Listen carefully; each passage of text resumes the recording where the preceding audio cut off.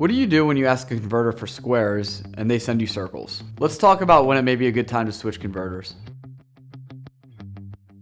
In this video, we'll cover the 3 questions you need to ask before considering switching converters, as well as how to make switching a smooth transition. Once you consider switching converters, these are the questions you should be asking yourself. What's driving my lead time? What quality issues am I facing? And how much money am I losing?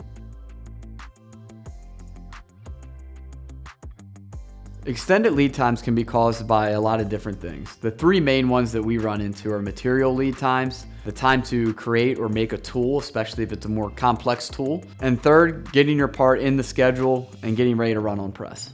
Materials tend to be the biggest factor that make up lead times. Some materials we may end up waiting 8 to 12 weeks just to receive in, then we have to convert it in-house. So just know that switching converters may not always solve your problems if the material is the source of that issue.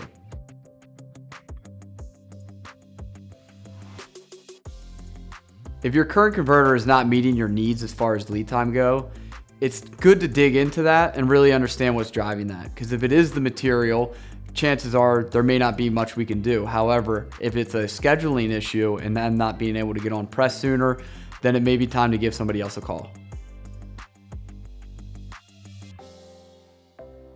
Quality issues can be another big reason on why to switch converters. If you're receiving defective parts, how much money is that really costing you? Are you lying down because of that? Do you need to get your assembly line back up and running? How much time are you down when you have a product that jams the assembly line and completely stops your process?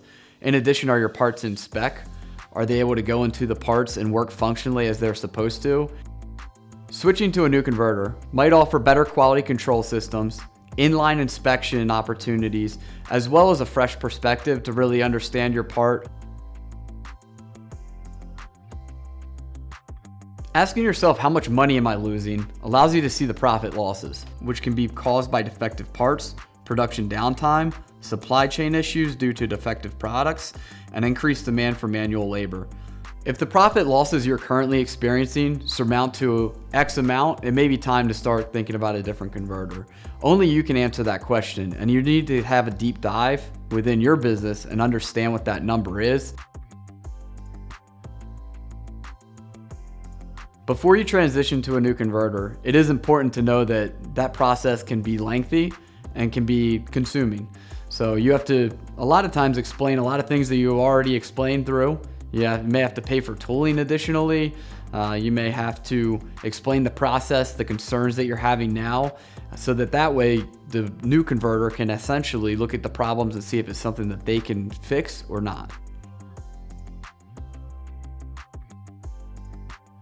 Planning for potential delays and setbacks in this transition should be expected. To ensure a smooth transition, make sure you fully understand the problems you are facing, communicate openly about your current issues, and provide background information to help the new converter adapt the process to avoid repeating previous problems.